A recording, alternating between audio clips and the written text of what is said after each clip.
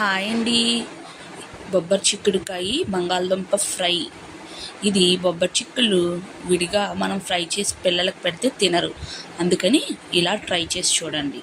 ఫస్ట్గా ఒక ప్యాన్ తీసుకొని దాంట్లో కాస్తంత నూనె వేసుకొని కొన్ని ఆవాలు, జీలకర్ర, మినప్పప్పు, ఎండుమిరపకాయ, ఎల్లుల్లిపాయ, కరివేపాకు వేసి బాగా వేపుకోవాలి. ఇలా వేపుకున్న తర్వాత చిన్న చిన్న ముక్కలుగా కోసుకున్న బొబ్బరి చిక్కుళ్ళు వేసి పసుపు వేసి కాసేపు ఫ్రై చేయాలి. ఇలా మూత పెట్టుకున్న తర్వాత అవి సగం మగ్గిపోతాయి. ఇలా మగ్గిన తర్వాత ఒక 2 బంగాళదుంపలను తీసుకొని చిన్న చిన్న ముక్కలుగా కోసుకొని ఇందులో వేసి బాగా ఫ్రై చేసుకోవాలి. చేసుకున్న తర్వాత రుచికి సరిపడంత ఉప్పు కూడా వేసుకొని ఇంకాసేపు ఫ్రై చేసుకొని తర్వాత కారం వేసి ఒక 5 నిమిషాలు ఫ్రై చేసి స్టవ్ ఆఫ్ వేసుకోవాలి.